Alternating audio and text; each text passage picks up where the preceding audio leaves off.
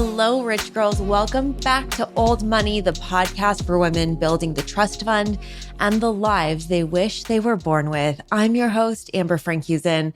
And I don't know about you, but that intro was giving me very like lifestyles of the rich and famous vibes, Robin Leach. I have a little bit of an accent. I'm giving Dorit Kemsley. I don't know what's happening, except I do know this episode's going to be fire. It's one of my most requested topics to talk about, which is friendships and up-leveling our inner circle as we grow, how we do that elegantly, what that looks like, how to find friends, keep friends, all that good stuff. But before we get into that, so much has happened this month.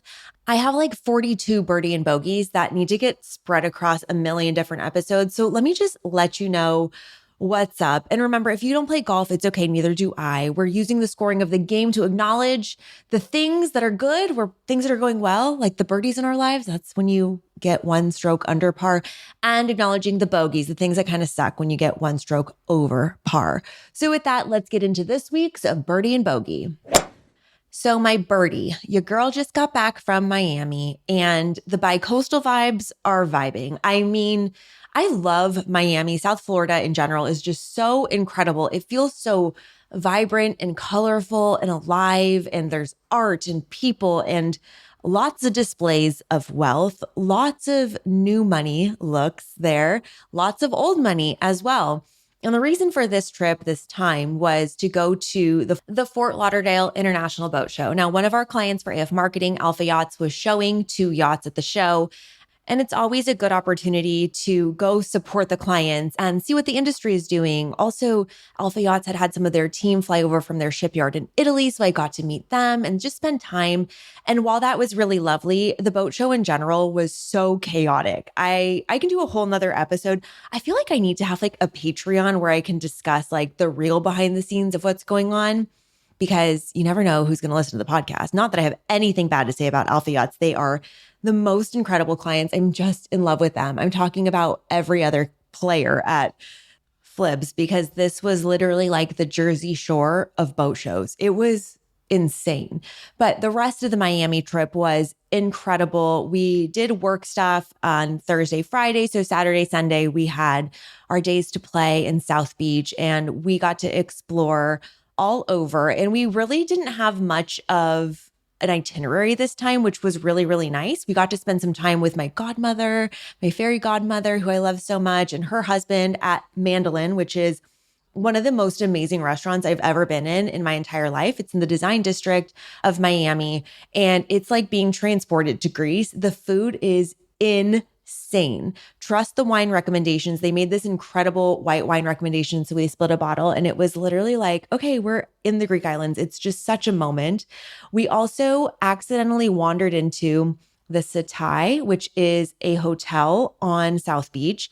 It's just south of where we stayed. We always stay at the W in South Beach, and the Satai rooms are like $1,700 a night on the low end. I always was focused on what's right north of the W, which is the One Hotel. And the One has an incredible rooftop, an incredible pool. Inside, it's so vibey. It smells like heaven. It's got all these like super cushy white couches. It's just such a cozy vibe. It's kind of giving like elevated restoration hardware and plants and eco and all that kind of stuff. But the rooms at the One, I've never really been so attracted to, which is why we keep going back to the W. Anyway, the Satai, just south of W, we walk in on Saturday night, not knowing. I was like, let's just go peek in and see if we can grab a drink. And we walk in. First of all, the bar is packed. Second of all, we walk through the bar into the restaurant, and you walk in and there's all of these tables that surround this inside pool. And in the middle of the pool is a DJ, and the roof is open. And there's lights and the music is loud and everybody in there is dressed to perfection. It's mellow. It doesn't feel like a cheap club. It's not like 11. It's not like Space, for God's sakes. It's like a very nice restaurant. And it was such a vibe. We walked to the back of the restaurant around the pool, like squeezing in between people's dinner tables. And there's another bar back there. And as we're getting drinks, a full-on tropical rainstorm comes through and it starts pouring through the open roof into the pool. And it's like the lights are on. The DJ's like covering his setup with towels. People are freaking out. Girls are running around in their heels. By the way, it was also Halloween weekend. So it was just like another level of chaos. But this was the moment, like these are the moments where you walk into something and you're like, oh, I fucking found the party. And it was so much fun. And we were just chatting people at the bar and having a couple of drinks and really easy, really mellow, but like exciting, fun, sexy vibe. And that's what's so fun about Miami and why I love it so much. We did a whole bunch of other things. We had dinner at the Satai's restaurant on the ocean front the next night, which was absolutely delicious as well.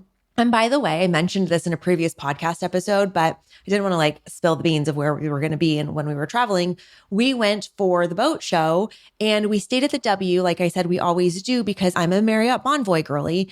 So this trip for us, for the cost of the hotel, was free. I transferred points through Chase to Marriott Bonvoy. They're a travel partner. They were having a 50% bonus transfer deal. So not only did we get this trip for free, I have enough points in my Marriott Bonvoy account basically for another one. So overall, it was totally a fun trip. It was pretty low stakes. I didn't spend a ton of money. It was really, really fun. So if you see AF Marketing opening up an office in Miami sometime soon, don't be surprised. However, the bogey is when you do take time off, whether it's for work travel or pleasure travel, it often feels like coming back, things are just squished, like everything's crowded. It was like my email inbox felt like how the Fort Lauderdale boat show felt on the way back, like chaotic and drunk. I just couldn't handle it coming back, having a lot of that post-vacation like panic of how can I catch up? And I did it. It's a week out from the trip. And I just really focused this last week on time blocking and really allocating my time to making sure that the most important things got done, the needle movers in the business. But with that being said, my schedule was very, very full because I'm time blocking on my calendar, making sure, I give myself 30 minutes from emails and then an hour to write a proposal and then a call or whatever it might be on my different days of the week, right? And the thing is that it really felt like I didn't have a lot of space to breathe this week in the schedule. And I find that to be one of the most important things for me as a leader is having that breathing room, that white space to think creatively, to plan strategically for our clients. I'm starting to write strategy for a new client right now, and I've just blocked off days on my calendar so I can go be in the environment where we're building that new community, really have some time to think, and really blocking that out intentionally. So feeling that crowdedness, even though it was uncomfortable for a couple of days, it was necessary to get through, but now we're kind of back to homeostasis. And the thing that I really realize is when time becomes so valuable, I start prioritizing ruthlessly. And a lot of people have been demanding of my time. And other people's demands on my time may feel urgent, but I have to ask, is that important? Or what else have I prioritized ahead of that? And one of the things that can get really muddled is with work, everything feels urgent. But the reality is what's important for me is to make sure that I'm connecting with my people. So it's so funny, we're talking about our network and expanding our circle of friends and making sure that we are tending to that rich part of our lives, the relationship part of our life. But we have to make sure that we are also available for that time because some people from work are like, I need to talk to you about this program or this or that. And I'm like, okay, schedule an appointment at my next available time. If I don't have time to call my mom or talk to my best friend or visit her, then I cannot be prioritizing other people above the real true core relationships in my life. So the bogey is that it's a crowded week. It's been challenging to get through it, but it's also a positive because it really does help flesh out what is important and where we're going to spend our time. I'm big about quality over quantity. And this is actually so perfect because it dovetails beautifully into the letter that I got in the DMs for Old Money.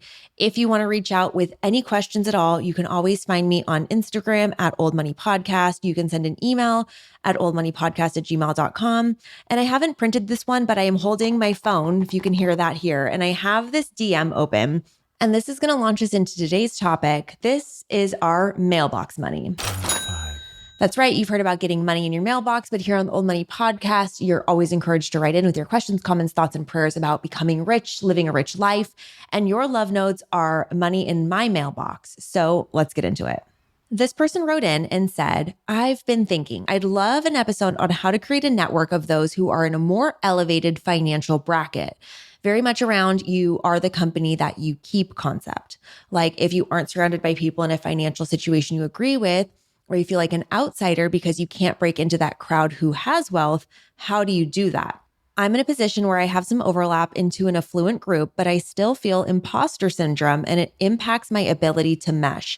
I don't want to keep up with the Joneses and pay money to look like I belong, but I want to create habits that allow me to have a common ground. Hello, what a good fucking letter. Like, I'm sorry, old money rich girls are the smartest, most brilliant people I've ever talked to. My DMs are constantly popping off, and y'all are challenging me so very much to really put together some well-researched feedback for you so we can have these discussions. And I want to say that too, like, I'm not the expert on all the things, but I am a researcher and I am somebody who wants to put my thoughts together and have a conversation with you. So I welcome your feedback on this letter writer's inquiry, but I also wanted to just address a couple of things up top that I love that she said.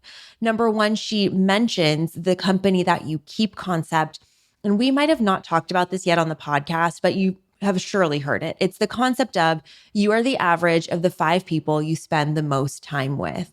Not the most physical time, but the most, I think, emotional time. Like, who are the people you're closest with in your life and how are you the average of them? Well, they've done studies to show that the people you spend the most time with, you have the most average income of, you have the most average weight of, the most average values of. And the reason for that is because to fit in with our tribe, we make, changes or adjustments to our own habits because it helps us fit in with the group, but also naturally being in a group, our behaviors will mirror one another. Because, for example, if you're in a very well-to-do group where everybody's an entrepreneur, you're going to have those types of conversations at your dinner parties that are talking about how to move your business forward. Or maybe you have a group of friends that all love to work out. Your BMI will probably be lower if you guys are always going to workout classes. Or if you're in a group of people who love food and really indulging in maybe unhealthy food, and that's how you spend time together, you're likely to increase your BMI together. So this average of the 5 people that you spend time with, it really can influence how you show up in life. So what happens when the average of the 5 people that you're spending time with are broke, they're complaining, they're negative? Well, it might be up to you to change your environment in order to have a healthier place to grow. I mean, I just heard this concept from my trainer the other day and I can't stop thinking about it. He wrote a book. I'll have to look it up for you guys. But the book basically, and by the way, he's my personal trainer, so it's all about health and fitness and stuff like that. The book's thesis is that as humans, we're living organisms, just like a tree, a plant, a flower. And if a tree, a plant, or a flower dies or wilts or struggles to grow, it's not the plant, tree, or flower's fault. It's normally the environment that it's in, whether it's in the right type of soil, it's getting the right type of water, sunlight, nutrition, and how we as organisms put so much pressure on ourselves to grow well and to do great and not to wilt. Yet our environment can sometimes make us sick, whether it's our soil, our environment, our water, or air, whatever the equivalents are of being a human, right? The people that we're in, the workplace that we're in, the homes that we live in, the chemicals that are in our systems, whatever it might be. It's this idea that we need to be responsible for our environment and improving it any way we can. And as a human, I believe that one of the reasons we're here on this planet experiencing consciousness is to be in relation with other people. It's one of the most special and unique features of being a human, right? Of having these deep relationships with others. And there's a lot of emphasis on our romantic relationships and also on our familial relationships. But today I really want to talk about our friendships because those are relationships that can be just as rich as any romantic relationship that we might have. And speaking of rich, I think one of the really interesting things back to this letter writer's DM is that there's this saying that the quickest way to lose a high net worth is to have high net worth friends because of that whole keeping up with the Joneses scenario, right? So while both things can be true, proximity can really increase your net worth. It really can increase your life value and the richness of your relationships. It can also really be detrimental. So you have to be eyes wide open on your own spending habits and the way that you show up in a relationship. So let's talk about that from the beginning, right? I always like to have a point of reference. And the only cultural reference that I have are the Real Housewives on Bravo. These are shows built around friendships, right? It's all about examining the relationships between these quote unquote high net worth women in affluent areas of the country, how they behave, how they interact, etc. Now, I'm I'm a purist. I like the old days of Vicky Gunvalson working at Kodo Insurance and then hiring Lori Peterson and having it all go wrong because Lori doesn't fucking care about working at Kodo Insurance, or Bethany slanging Bethany Bakes cookies at the grocery store and nobody cares, and Alex McCord making that very first logo for her. But what I'm looking at in general now on TV are a bunch of people who have been cast and forced into these relationships that they're just not true, real relationships. And these are now coworkers that are working together. So if I look at some of the worst friendships in the Real Housewives canon, you have to start with the OG, the full breakdown where it all started, all the drama really started on New York, Jill Zarin and Bethany Frankel. What an unbalanced relationship. Bethany is the type of person I feel, and I could do a whole episode on Bethany Frankel because I used to be a Bethany apologist. And if she just would have stopped getting on TikTok and would have just retired from Housewives and done Be Strong, she would be one of the most respected women in America. But now, due to this, middle class cosplay, as Heather McDonald puts it, of her reviewing CVS products and her having to be on the takedown of Andy and having this podcast with Nene, she's just gone off the deep end, okay? But she's always just been so unaware and so reactive to everything that happens to her. So she's just been a bull in a china shop through life. And then Jill Zarin sees her as somebody that Jill can quote unquote mentor or be close to. And the breakdown of their relationship in the early seasons of Real Housewives of New York was so emblematic of what is one of the three types of friendships. Okay, I'm going to go deep with you for 1 second. I'm going to bring in the philosophers, okay, the old Greek guys, because there are, according to Aristotle, 3 different types of friendships. There's a friendship of utility, friendship of pleasure, and friendships of the good. Jill and Bethany 100% had a friendship of utility. And that's where people are on cordial terms because each person benefits from the other in some way. That might be a business partnership, a relationship among coworkers, classmates, or castmates. And I really think that Bill and Bethany, oh my God, no, Jill and Bethany really saw in each other opportunities for them to grow, and they latched on to each other. And then we also saw Bethany do this with Carol. And Carol and Bethany, I think, really did fall into the category number 2 that Aristotle calls friendships of pleasure. And those are friendships where individuals seek out each other's company because of the joy it brings. That could be love affairs, the same hobby, having similar interests. And I really feel like when Bethany and Carol came together, they were laughing a lot. They were joking around a lot. Carol was very at arm's length with Bethany crying about her divorce all the time. But she could kind of, bring it back around. Remember when she said that she had a lesbian dream about Bethany and Bethany was so intrigued because it fed her ego, and they had this rapport that was really based in pleasure and fun. The rumor on the street is the reason that their whole friendship fell apart and why Carol was so blindsided at the reunion was because of something that happened off camera. Allegedly, they were traveling together to LA. Carol was there to visit someone whose husband had passed away, and there was some sort of social gathering where somebody that Carol was friends with and was visiting was the husband of a very well-to-do producer or TV network person. And Bethany had said that she was upset that Carol had not invited her to those social gatherings because Bethany thought Carol should have helped her out by introducing her to those people that would have helped her be more successful in pitching her shows. Carol, meanwhile, had no idea about all of this. And so that's when they come back to that reunion and Bethany just goes for Carol's jugular. And Carol's like, what are you talking about? And then she gets into Andy and is like, Andy, are you scared of her? Like, what is going on? What was happening there is Bethany's true colors of looking for a utility friendship were showing through. Carol was like, I thought we had a pleasure friendship and we could both be good with that. But now you needed something from me and she didn't deliver. And now it's completely fallen apart. Speaking of other really bad, really toxic friendships, and there are so many in the canon of Housewives, Shannon Beador, and basically anyone else. As we've seen recently, Shannon Beador only uses her friends for utility. And the utility is getting drunk with the pleasure part of it, and then calling to complain about John Jansen. And BravoCon was this weekend. I've been watching some of the clips. Looks like Shannon is doing better, which I'm really happy about. I hope Archie's okay. But the reality is that every single friendship that she's been in has been very distanced because it's usually a friendship of utility so that she can process the trauma of her life with the people that she's interacting with on the show. When Lord knows she needs to stop going to Dr. Moon and start going to a doctor therapist to really process that through and heal from it on her own.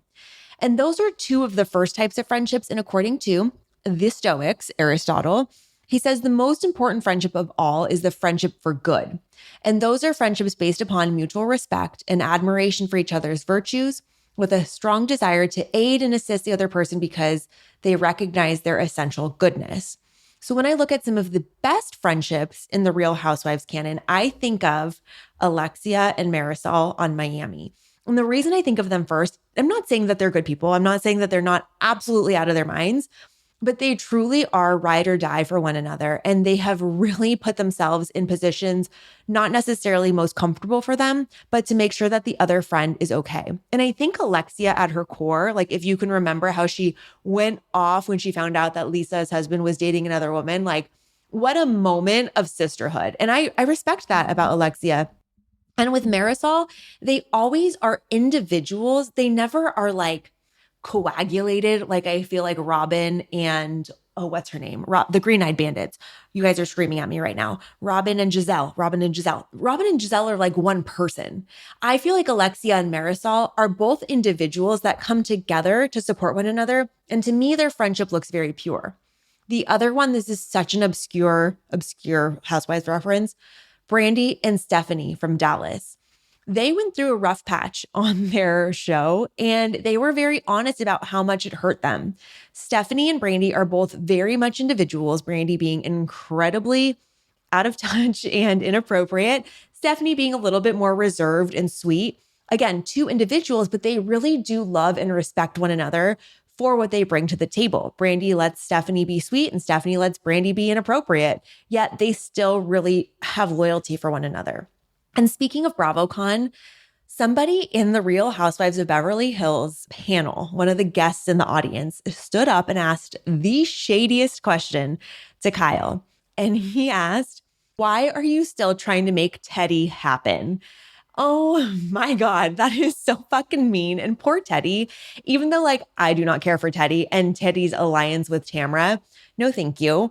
They just seem to be problem causers on that podcast, by the way, but here I am causing problems talking shit about the housewives. Anyway, what I thought Kyle said was so amazing and wonderfully supportive of Teddy. And she basically said, "I'm sorry that you feel like I'm trying to make Teddy happen, but I'm not. She's just very much happening for me in my life. And that's why she's around, because although you think you know her from the show, what I know of her is very different. And so I'm not trying to make her happen. She just is happening for me. And I love her very much. And our friendship is important." And that's what a real friend would say, especially when you're on stage with a mic, handling a question like that.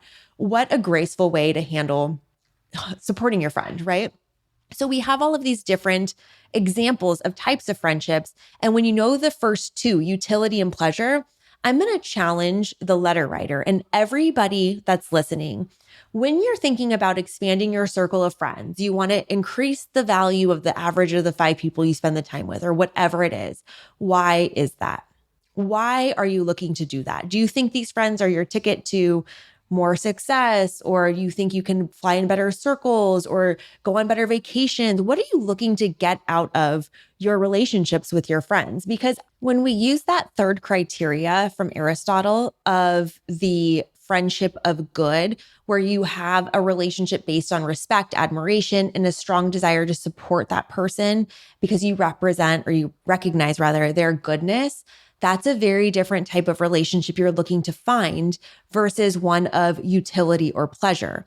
I'm not saying, though, utility and pleasure are bad friendships to have. I think as long as you're aware of them and are honest about it with yourself and with others, because as Aristotle put it, the first 2 types of friendships are actually fragile. When the purpose for the relationship somehow changes, those relationships tend to end, right? So like if you're in a business partnership or you get kicked off of Housewives, if you graduate from school, you move, whatever, like some of those friendships are going to fall by the wayside. I think that's okay, right? But if you have a friendship of the good, then you are going to be friends with that person in college and after college, through their divorce, after their divorce, when they're married again, when you kicked off of Housewives and you're Teddy Mellon camp or you're on the show, whatever it might be. Because if you have a friendship of good, it's going to withstand the storms, the Shannon storms Bador.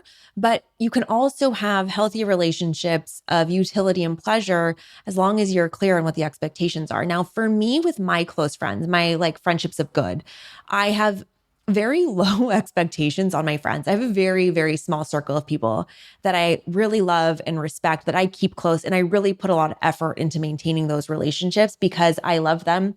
And also, I only have so much time and resource and energy to give. And now these people and I have built these friendships over time. And we have, sometimes shared history or sometimes not a lot. But when I mean that the expectations are low, I'm not keeping score with my friends. I'm not saying, oh, I called you the last 2 times, you haven't texted me, or you're not, thinking about me in this way.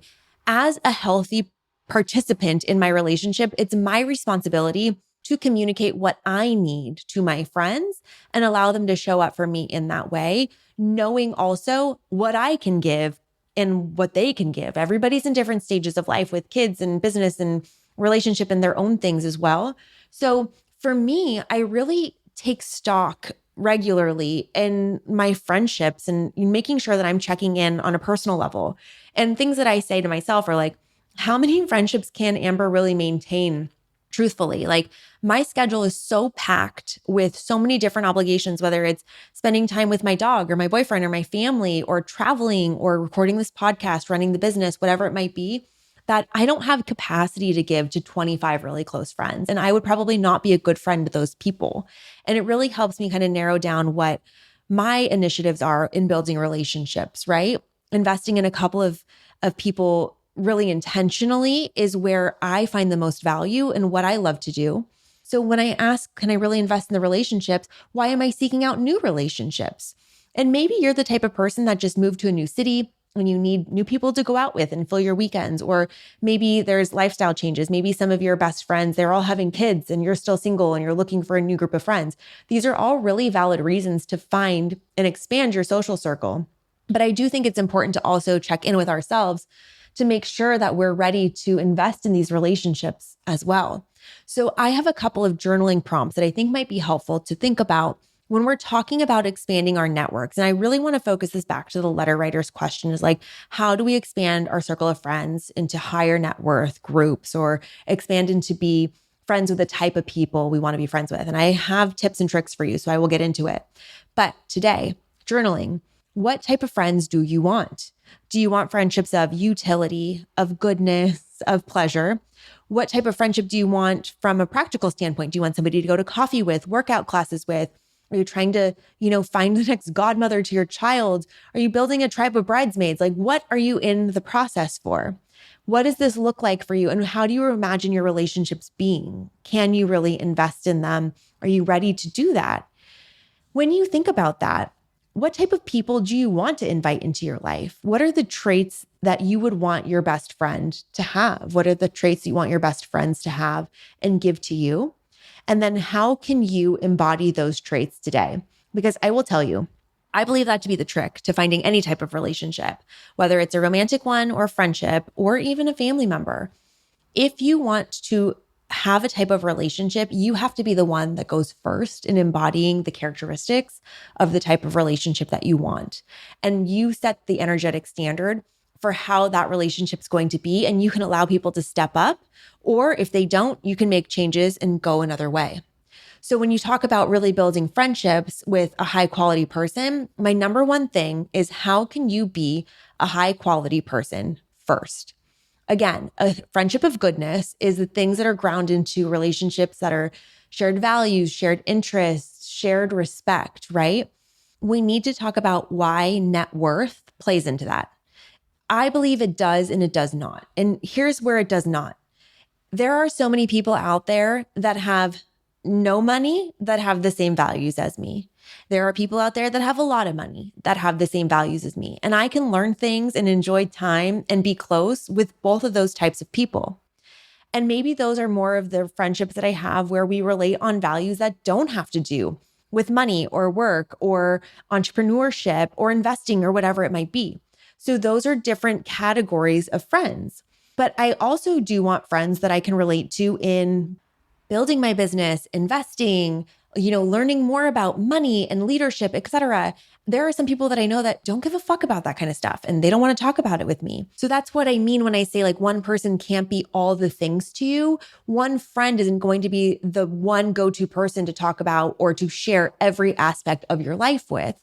But there is a place for people that want to grow the way that you do if you're on a growth journey, and a way to find those people.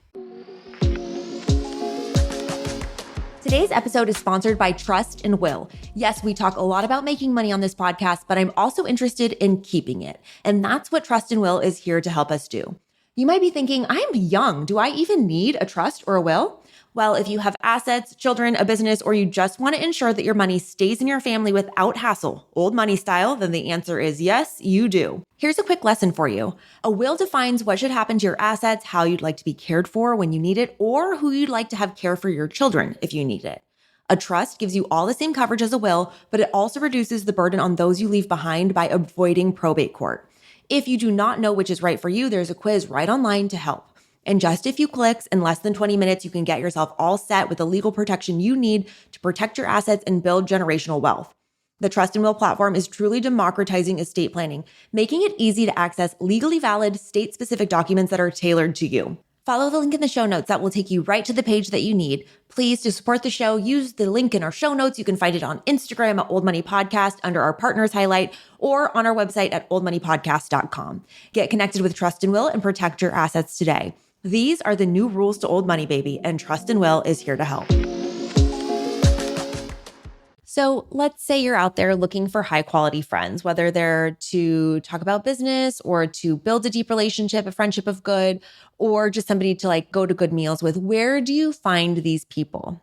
Well, the first place I would tell you to find these people is by living your own life and then being aware of your surroundings to meet people in the wild. So have your year of yes. Say yes to everything that you can do in your pursuit of your rich life. Like, go on your own path.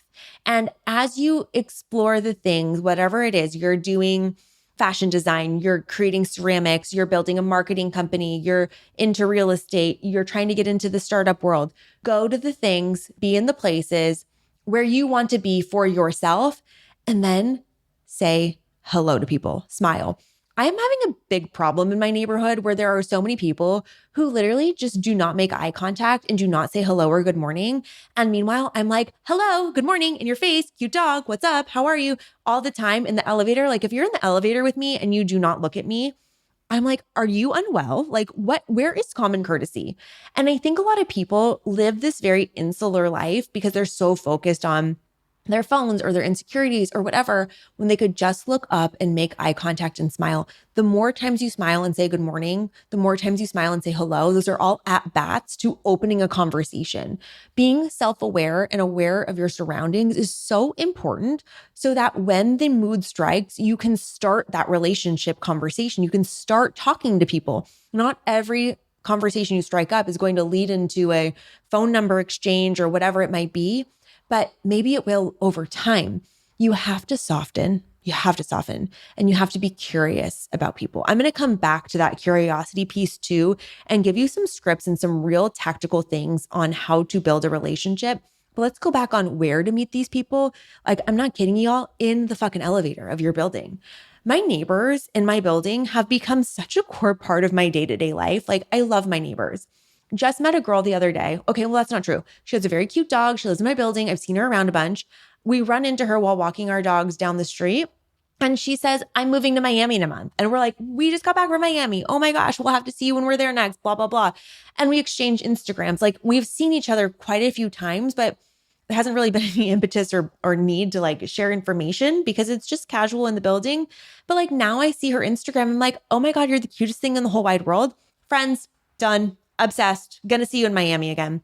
Or my next door neighbor or my neighbor down the hall. These are all my friends. You know, they're not my bestest friends that I'm like delving into our deepest, darkest secrets together, but They're both professional women that live in my hallway that I'm friends with. We have work challenges. We can share wine, hang out on a Saturday afternoon. They're friends. And those friends can turn into more friends because each of these people have their own networks as well. So proximity is just who's around you. And then also, if you move to a new place or you're in a relationship, who do you have that you can tap into? One of my biggest networking secrets or business development secrets, I should say, is that whenever I talk to somebody who's interested in our work, I ask them who else they can introduce me to that might need our services.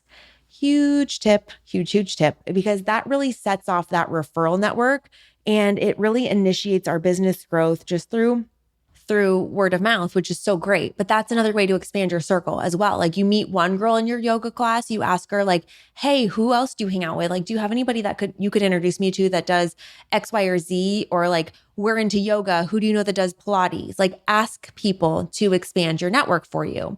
Your partner, if you have a romantic partner, delve into their circles as well. I have made so many close friends from my ex-boyfriends, friends' wives. What? Does that make any sense? Like some of my best friends in this world were friendships that I made when I was dating somebody else. And those were his friends' wives and girlfriends. And sorry, but like I won in that breakup. I kept all the friends and like, goodbye, sir. So my point is like, you can leverage the networks that you already have, whether it's your partner, your sister, your cousin, your coworkers. And let's talk about that, of that kind of interesting line of coworkers and friends. Now, my number one thing as advice, I would say if you are in any leadership or management position, or you have any aspirations to be in a leadership or management position within your role, whether you own your company or you work for someone else, do not become too close with the people you can end up managing or leading. It is so messy. It does not allow you to be a good objective leader. And it's totally unethical because if you're friends with some people that you might manage and not others, it makes a completely unfair playing field. And I have a lot of experience of witnessing that from other managers. It's just messy. So keep it separate, but through work, if you're not going to industry events or networking in your industry, you are missing out on a huge amount of just overall career growth and also friend growth. I have made so many good friends from networking events or industry events. I'm really focused heavily in real estate development. So there's a big networking component to that. And I can call on those friends for coffee, dinner, tea, or advice on work. So they know what's going on in my work world. Now, they're not the people I'm going to for relationship trauma. I don't have any relationship trauma anymore, but you know, my point is like, those are specific friends for a specific utility. And they actually can be really fun people to get to know on a social situation as well. And speaking of associations and groups, now let's get into some of that like high net worth stuff as well. I think a lot of people automatically say, join a country club, join a golf club, a tennis club, whatever. And that's certainly a way to meet people and become a part of a, organization. But there's often very high barriers to entry, whether it's a waiting list or you have to have a referral to get to know someone. You have to get a referral to get in because you have to know someone. Or maybe you have to pay hundreds of thousands of dollars in order to be a part of it. And I think that those can be options for people for sure, but there have to be some realities here. Number one, if you're joining a country club in a lot of these more affluent areas, a lot of your peers, while they might be in the same lifestyle stage as you, they might, number one, not be welcome to outsiders because of the way that they were raised and the relationships that already exist there. And you're usually coming into a more established group of people, but also you might be coming into people that are your age group peers that are not on the same trajectory as you, a wealth building sense. And what I mean by that is, for example, if you're coming in to join an established country club, there's a wait list of 5 years, you waited your years, then you paid your dues. Now you come in and you're like, oh, I'm going to have this big group of new friends. And maybe you're building your business and these people are, the grandchildren of founding members here, and they already have their kind of insular circle. I actually recently got a couple of DMs about this of people who are marrying somebody with money and feeling like they're a bit of the outsider. In fact, going back to what our letter writer wrote, and the DMs and saying like, I don't want to feel like I'm keeping up with the Joneses. I think that's something that can happen when the friendship is more of that utility or proximity or, just kind of convenience friendship. Like, oh, we're all a member of this same social circle or our kids go to the same school and I'm trying to find common ground with you. If you don't have an opportunity to find common values with these people, that's where I feel like it can spiral out of control. So I don't know that I don't want to say I'm not a fan of country clubs or golf clubs, water ski clubs, whatever it might be, as an automatic in. It's more like, where can you find people that are building the way that you're building? And how can you find people that you're relating to with that? So let's go back to the associations and groups kind of category. You could join some sort of group like in San Diego, and internationally, they have this thing called University Club. The one in San Diego, you can go for different like drinks and wine tastings or networking business things. I'm going to be honest with you. It's not my vibe. I feel like everybody in the San Diego one is like an insurance broker or real estate agent, but I've gone there for work before and for different events, and it's been lovely. You could look at if you are here's all the criteria for YPO, which is Young Presidents Organization. If you're under 45, you have a title of president, CEO, or managing director of a company that has 50 full-time employees or 15 employees with at least $2.5 million in annual compensation. Oh my God, there's more. Revenue of 12, 15, or $300 million annually for a sales organization, an agency, or a financial institution, respectively, or $25 million plus of enterprise value. Holy shit. Then you can join YPO. And from what I know of YPO, it's one of the coolest fucking groups out there. I do not qualify to be a member, but I do know quite a few people who have been in YPO, and they curate these amazing trips of like pleasure trips, and they're also educational. And the people that are in this are all high achievers, and they're all younger, under 45, right? And they're all leading these big companies, and they face a lot of the similar challenges. So as opposed to being grouped by, the buy-in to a country club, these people have earned the status to be able to apply for YPO. And I think that's one of the reasons why those relationships within that group are so strong. There's another couple of them, and I can't speak to either of these two organizations on a personal level. I just know they have good reputations. Number one is Long Angle, which is a group for high net worth investors. So people who are looking to build, there's no membership fee for this one, but there are net worth criteria and investment criteria in order to join. And then you can meet with people who are also building their net worth, and it's a financial based thing. Bigger Pockets is another one that's for real estate investors, and they have a lot of conferences and, in-person networking things. I'm in Female Founder Collective. You guys have heard me talk about this a lot. They are a sponsor of the show. I'm obsessed with Female Founder Collective. I have met so many friends and business partners and clients through Female Founder Collective because it really is a very curated group of women that are all actually building something. I also just went to a personal development conference a couple weeks ago. It was a one-day thing on a Thursday. I just so happened to be sitting next to this nice girl, and we walked out of the conference to lunch together. And so as we're walking out together, we get to talking, blah, blah, blah. We have lunch together. I see her later in the day. She finds me on LinkedIn, and we just went to coffee this week. And you guys, she's the sweetest thing in the whole world. I love her. She has the best story, an amazing career. She took a risk on herself and started her own company. Totally the same mindset, same type of values. And look, I met her sitting next to her at a personal development a seminar. I've met so many people actually at personal development seminars. She doesn't do them anymore, but Lori Harder, who used to be a fitness influencer and now she's an entrepreneur, she just raised money for what was a canned beverage line, now is I think a like electrolyte beauty drink called Glory Harder.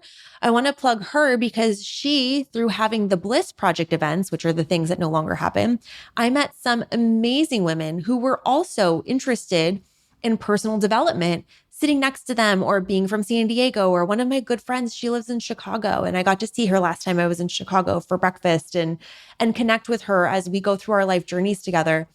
These are all people that we have shared values with. And I think that's really, really important. These people that I connected with, and listen, there's a lot of people that I've met at Lori's Bliss Project or at Tony Robbins that wanted to be friends or connected with me, and maybe it wasn't the right fit for me or the vibe for me. It's okay. Not everybody's going to be a home run, but through these shared values events, whether it's through personal development, through financial shared values, through entrepreneurial shared values. That's a really good way to find people that you're going to connect with on a deeper level than we have the same association or wear the same golf crest on our shirt. Granted, golf clubs are still great if you love to play golf. Like, I love that. And I think that's kind of dovetailing into my next section of things, which is health and fitness. If you have an interest in health and fitness, you love a boutique fitness gym, please say hi to the people that do yoga next to you. I mean, it's such an intimate moment. You're sweating like crazy. You are, singing to Taylor Swift at the top of your lungs on your bike in a spin class, and yet you don't look side to side. If you see the same people in your classes all the time, say hello to them and ask them a fucking question. It is so easy to say, hey, I'm going to be at class next Saturday. Will I see you here again? And then you get to say hi to them. There is no pay scale in a yoga class, and there is no way that you can connect with people faster than getting into your bodies and really experiencing the movement of being human. And that's where I really feel the value in a sports club like tennis or golf might be. So yeah, you might be in your 30s and meeting the children or grandchildren of generationally wealthy people. You might be an actively building wealth person where they're an idle wealth person. But when you have golf to, connect on, who cares? Because you're living your life, your things that you care about, and you have common interests to ground you. And I think that's the value of I value being outside. I value activity where you can really connect with people. And that has nothing to do with their net worth. However, I will tell you through my adventures in health and fitness and meeting people at yoga or meeting people at Orange Theory or meeting people at Lori Harder's Bliss Project, has it brought me business? Yes. Has it brought me opportunities? Yeah. Has it brought me really rich, really beautiful friendships? Yeah, it actually has. And for me, I think again on that, living my rich life and then allowing people to come into it very organically, vacation has been a huge one for me. Meeting people on vacation or meeting people where we like to travel and we don't travel cheap, and we get to then be those people you meet on vacation. Now, I have not read that book because I don't love that author. Sorry about it. But people you meet on vacation is so fucking funny. I'm obsessed with this dynamic of being your vacation persona and who that attracts. Because I don't know about you, but I am my best self on vacation. And I always find that we meet the most interesting people. The last time we were in Cabo, we loved to go to the Cape, a Thompson hotel. I noticed this girl was reading a book that I had just finished. It was that book about, it was based on this Harry Styles fanfic book. I forget what it's called, but the girl has sunglasses on the cover. And it's about this older woman who's 45 and she's an art director. And then she falls in love with this rock star in a boy band, and it's their torrid love affair. And it's fanfic about Harry Styles. It's just so fucking weird. But I noticed her and I was like, oh my God, I just read that book. And then the next day we were wearing the same sunglasses. We get to talking. She has a cute dog. We bond over dogs. Now we follow each other on Instagram. And I just love to see that. I think it's so cute. Have I ever talked to her on the phone? No, met her on vacation, but she's a lovely, lovely person. And I just feel so much warmth to her because we share our vacation spots in common and our love of dogs. And she's a lovely person. And that's that on that. In fact, it was so funny because when we were just in Miami last week, we were having a pool day on Sunday afternoon and we were sitting next to this couple and they had a corgi with them. And I'm like, oh, cute. Looks like our friend's corgi, Alfie. Rest in peace, Alfie. We miss you. And we were looking at this corgi and I noticed that this corgi had a collar or harness on and it had a little patch on it that had its Instagram handle. And I'm like, oh, how funny. I want to kind of see this corgi's Instagram. And so I look at this corgi's Instagram. This fucking dog has 150,000 followers and is on private planes in England, in the nicest hotels I've ever seen in my life. And I'm like, how interesting. These people sitting next to us, they have a dog as an influencer or whatever. These people sitting next to us were the most atrocious people that I had ever eavesdropped on in my life. First of all, the guy that was sitting right next to me, the dog kept jumping up and was drinking the water from the ice bucket where I had my sparkling water in. And the guy continued to scold the dog really harshly, but never acknowledge me. And I'm a dog person, so I think it's funny, it's cute, whatever. But he just continued to let the dog roam all over my table and all of my things. And I'm like, hi, dog. And he just would be snappy with the dog, but wouldn't turn to me and say, oh, sorry about that. I'm like, okay, whatever. Not going to be bothered by it. But then they get their lunch. And he opens his sandwich and he goes, "What the fuck is this?" To the server, to the poor server. He goes, "This is not a turkey sandwich. That's all the turkey. This is unacceptable. Bring me your manager." Then he throws a huge fit. Then he's talking to his girlfriend, who's the manager of the dog's Instagram, and is like, "You should try to get everything here for free. We should get it comped. This is ridiculous." Then he basically demands their entire lunch and all their drinks to be comped. They're sitting next to another couple on the other side of them. And the guy that's sitting next to me is like, "Oh, you should let me run your hedge fund. I could raise capital. I could have investors." The energy exuding from these people was just toxic. It was so toxic. It was crazy. And I'm just thinking, like, it's so interesting because here we are at a shared environment, could very well like have a lovely conversation with these people. But like, I don't want to have a conversation with them. They were just so rotten and so mean to the servers that I just was like, I don't want anything to do with them. And it's like, you can level up your vacation spots and you can meet people at your vacation spots, and you're still going to have to be cognizant of the type of people you allow into your framework, right? Anyway, that's just my rant on meeting people on vacation. But my point is this, is like, here we are living our rich life. Here we are living the life that we've worked hard for. We're enjoying it. And we're just being open and cognizant to the surroundings to identify opportunities to meet new people. But then it's like, when you meet somebody, how do you get the conversation going? I've got you covered. Don't worry. There is a template for this. Okay. Meeting and talking to new people is improv. It's improv class. Okay. Improv is that, off the cuff comedy thing. You remember that show, Whose Line Is It Anyway? And the one rule to improv is you have to say yes and. And my biggest thing is saying yes to every conversation and letting them talk more, because everybody loves to talk about themselves, especially when the questions are really easy. So what are the easiest questions to ask? Well, think about like filling out a form at the doctor's office. Where are you from? Are you married? Are you seeing anybody? How did you get here? How do you know the host? All those types of very easy questions. Just think about filling out a form at the doctor's office. I love asking people about their families, their parents, their siblings, where they grew up. And then here's the key. Tell me more about that. What do you do for work? Oh, I'm a doctor. Oh, interesting. Tell me more about that. Oh, I'm a doctor of orthopedics. Oh, amazing. That's so interesting. Tell me more about that. Well, I break people's bones for a living. Okay, so you just keep asking, tell me more about that. That's the yes and. That's the improv part of talking to people that I think is so, so helpful. I also love thinking, okay, so these are my two like tricks. Thinking about the form of the doctor's office and then thinking about the calendar. How did you end up here? What's on your schedule for this weekend? Have you traveled anywhere recently? What's going on for you for the holidays? Like, think about the calendar and these moments in people's lives. What have you been doing this summer? Do you have any plans for 2024?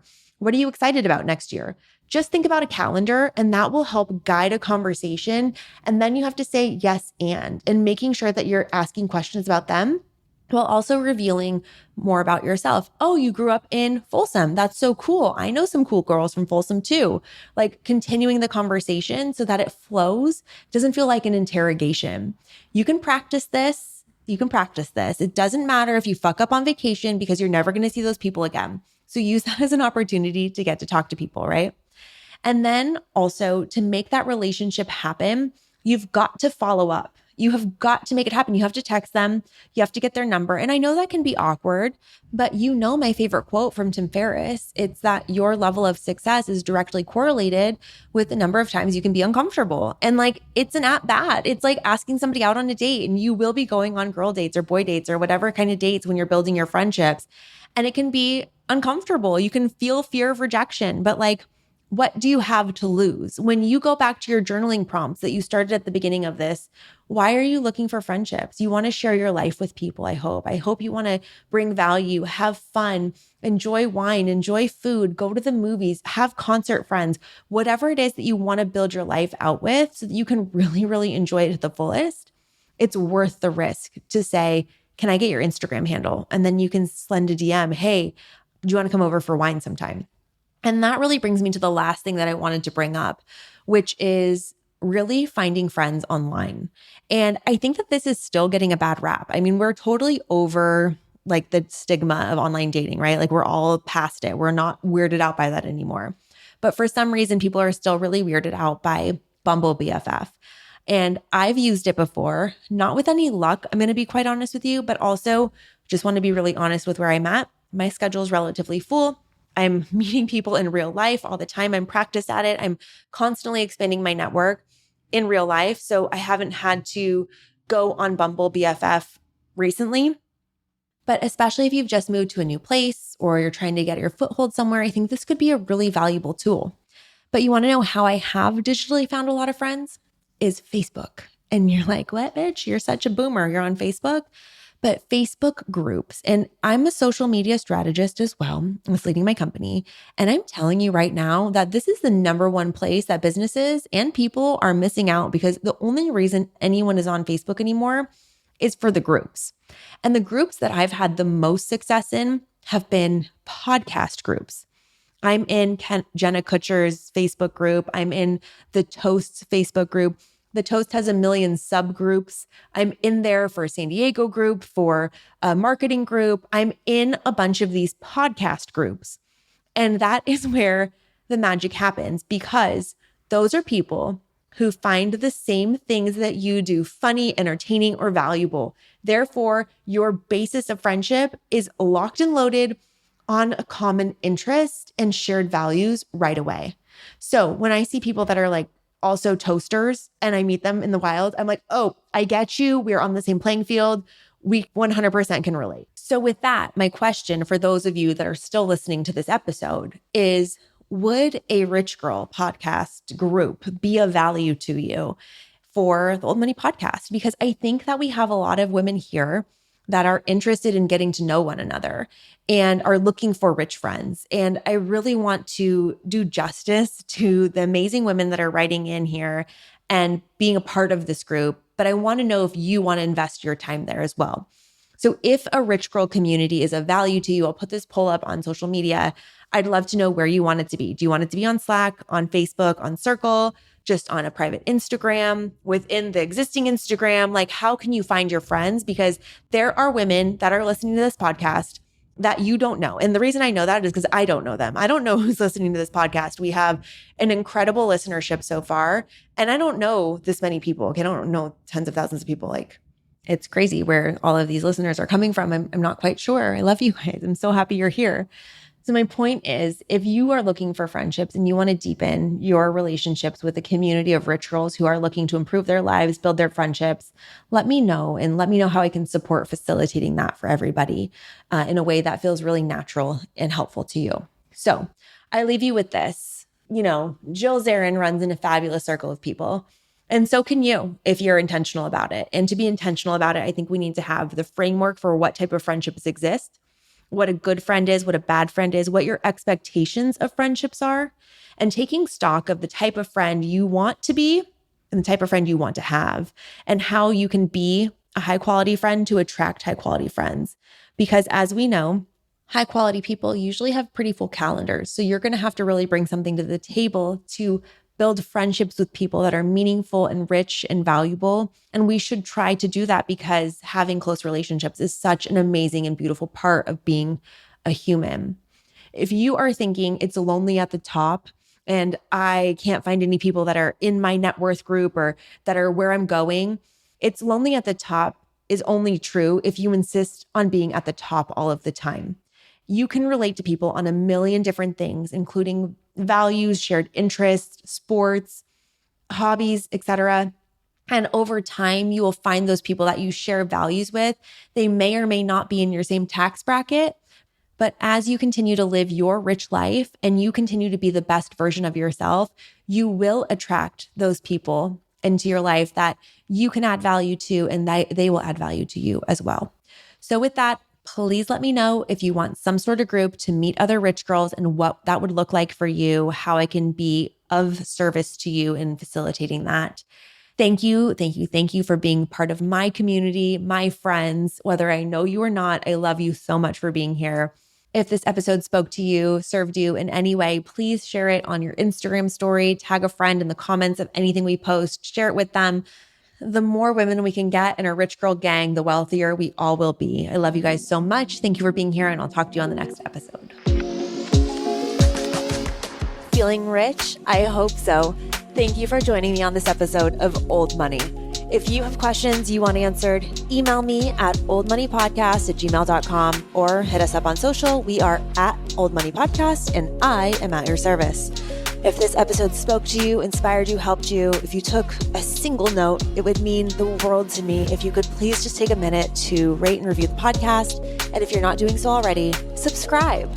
And if you have friends who like getting rich, please share this episode with them, even if it's just on your Instagram story. And I'd love you more than Jeff Bezos loves Amazon Prime. Thank you so much, and I will talk to you on the next episode. Remember, I'm not your lawyer, I'm not your tax professional, and I'm not your financial advisor. The content presented in this podcast is intended to entertain, educate, inspire, and support listeners in their personal and professional development and does not constitute business, financial, or legal advice. In addition to that, this episode may contain paid endorsements and advertisements for products and services.